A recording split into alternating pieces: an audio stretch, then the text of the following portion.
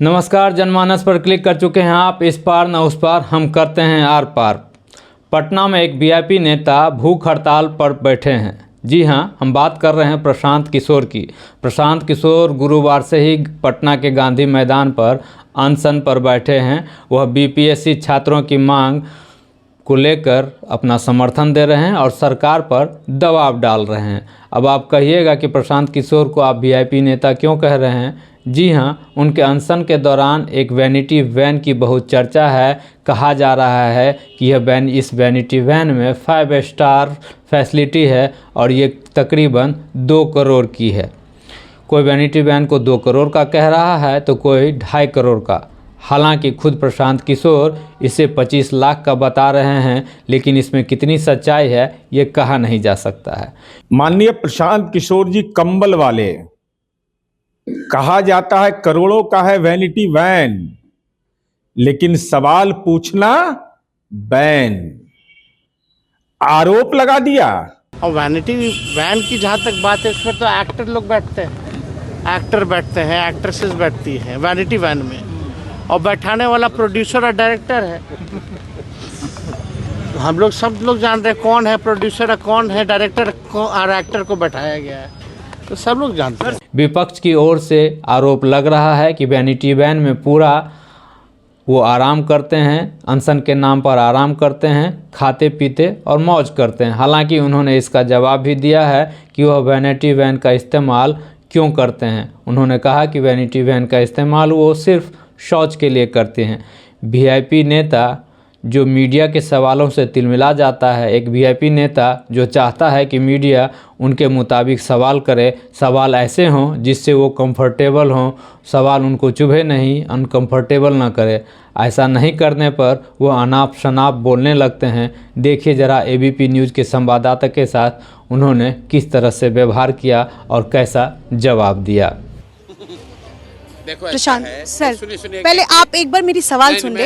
ये सुनिए एक बात, एबीपी को मैं 5वीं 6वीं बार बात कर रहा हूँ। पहले तो हम आपके चैनल चलाने के लिए यहाँ नहीं बैठे हुए हैं, ठीक है।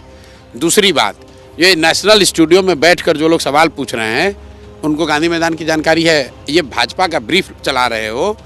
मोदी जी क्या बात कर रहे हैं आप सर, क्या बात कर रहे हैं? सुनिए, आपके कैमरे पे कह रहा हूँ, किशोर आप सीधे सुनिए बात दिखाइए। आप स्वच्छ भारत अभियान किसने शुरू किया? मोदी जी ने। यहाँ पर सैकड़ों बच्चे बैठे हुए हैं। सर आप मुझे वैनिटी वैन दिखा देंगे? क्यों दिखाएंगे? Who are you? Because I am a journalist who is asking a question from you, sir. Go and check the vanity bag. Vanity box मैंने कोई। I cannot check that. बिल्कुल you can go and check. I want you to come with me and. Why should I? कि मैं कहाँ bathroom करना चाहता हूँ ये देखना चाहते हो? आम बच्चा ये क्या सवाल आम विपक्षों का अभ्यर्थी है। वैनिटी आप वैन का सवाल सुन ले, इस्तेमाल कर रहा है? नाराजगी से कुछ नहीं क्या हो रहा। आम अभ्यर्थी वैनिटी वैन का इस्तेमाल कर रहा है? खड़ी है, जाके उसको खींच लो फोटो। मेरी बात सुनिए, सवाल सिर्फ इतना था। नहीं, मेरी बात सुनिए, सवाल सिर्फ इतना था कि वैनिटी वैन को लेकर के विपक्ष सवाल खड़े कर रहा है। प्रशांत किशोर यहाँ आमरण अनशन कर रहे हैं। मेरी बात सुनिए, इससे पहले कि आप मुझ पर उंगली उठाए, सवाल सुनिए पहले। सवाल सुनिए पहले।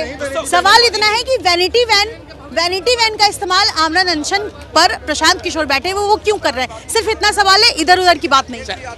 आप अपना माइक उठाइए, जाके वैनिटी बॉक्स शूट कीजिए।